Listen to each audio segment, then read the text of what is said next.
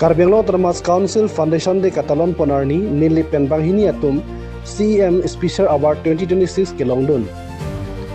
Karbi people hotar langso diphualong wosik nipaing koragi thomarni Karbianglo Termas Council Foundation de arni education anat kengkam ngachijor kepaprang pik lapen RD ki pik ajok Nilip pen banghini atum aphan CEM Special Award Dr. Ronjit Ronghang lapen Dr. Bibison long pi atum aphan Karbianglo Termas Council pen karchupon. Tangte Dr. Ronjit Ronghang lapen Dr. Bibison long pi atum ke kumatlo. Aprangsi Dr. Ronjit Ronghang ke Nilip hawar chughala dong langso mekarik do. Nona mat alang ni chughala higher secondary school along principal asai glambom. Alang liki Karbianglong pen chotkali bonta all Assam angbong pen highest degree achiever abang iglo. Nasi alang li CEM Special Award anong eta kelong iglo.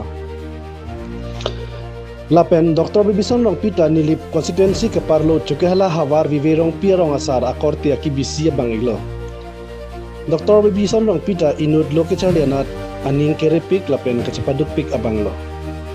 Alang liakang tu yang dengan porhidat api keduk kelak ahem tu nau semar tumaphan ke rapon akijoy pen tuition kethan mate sar kimi coaching center ingpusi lingkan krehini soselo kep ang deng kecharli tumaphan Maths, Science, lapen English as subject high hui coaching ki pipon.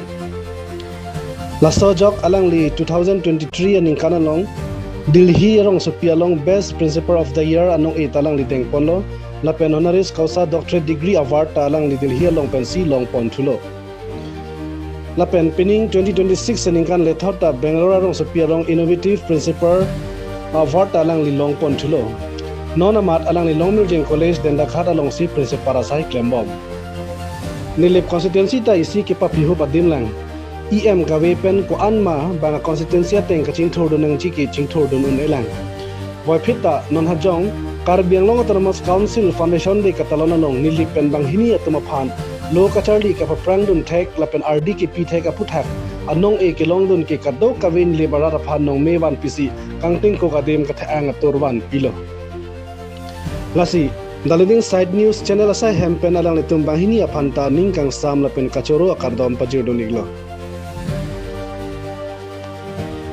News Desk report, daliding side news. He is a distinguished educationist, academic leader and mentor whose steadfast commitment to academic excellence, equality and quality education and student empowerment has warranted him widespread respect and recognition. We thank you for your contribution.